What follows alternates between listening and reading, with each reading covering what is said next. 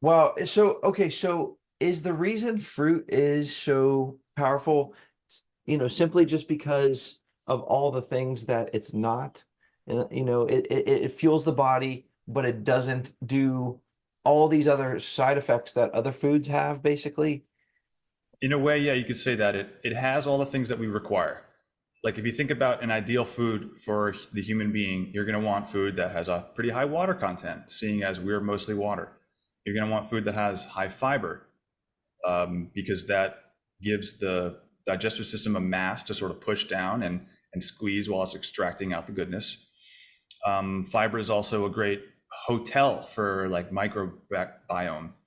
Bacteria, they kind of live in that fiber, and it creates a healthy biome in the lower digestive tract. So water, fiber is full of carbohydrate, and that's the stuff that our muscles burn for fuel. And it's the stuff our brain uses to be active and convert to electricity.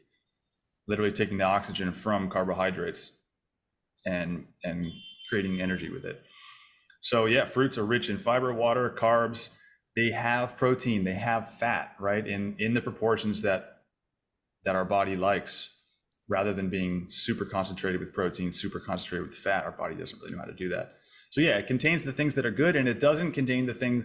It doesn't have any toxic compounds. Fruit, generally speaking, all the ripe, fresh fruits outlined in this book, generally speaking, have zero toxin.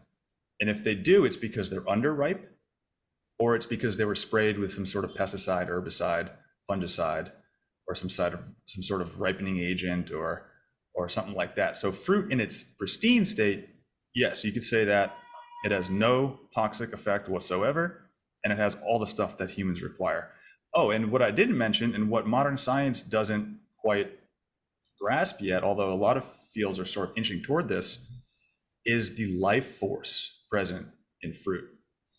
This can actually be measured with things like Carillion photography and different technologies that can basically increase the sensitivity so high that it will see the light energy coming off of a fruit or Oh, anything. Really, you can do this with your computer, or your hand, or you can measure the energy coming off of any cell, any type of material.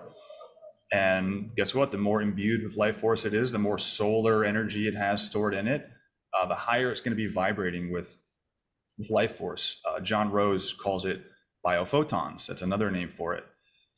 You know, um, hmm. Chi, orgone. There's so many names for this energy that is basically etheric. It's kind of hard to measure with standard scientific tools. But fruits are living, and they're vibrating, and they're electric, and they're energized. And when I read Edmund Bordeaux Zakelli, he was the guy who translated the Essene Gospel of Peace. When I read him, he wrote about how vitamins are vibrations. I have a whole podcast on his Cosmotherapy of the Essenes book. And I think he's right. Vitamins are charged with life, and they're vibrating, and they only work to the extent that they're alive. So that's why synthetic vitamins don't really do anything in our body. They may hold some sort of latent charge because they are metals in a way, these elements, but nothing vibrates with life quite as much as raw fruit. And I mean, I can go on and on. It's got structured water. It has the type of water that our body can actually absorb and start to pass through membranes effectively and optimally. Um, but I think the life force is a really big one to highlight. It's just the main difference between living food and cooked food, between a raw almond and a cooked almond. The raw almond can actually sprout into a tree if you put it in the ground. Cooked almond's never going to do that. Hmm. So a fruit is alive. It's living. You don't have to kill the plant to harvest it. The tree basically just gives it to you, right? And then there's all these seeds in there, which are 3D printing blueprints, the key to like a whole nother tree and a whole nother infinite line of free food. I mean, let's be Oh, serious. Fruit trees are 3D printers of free food. And it's like, when are we gonna solve this world hunger crisis just by planting fruit trees everywhere? I'm still waiting for that one to happen.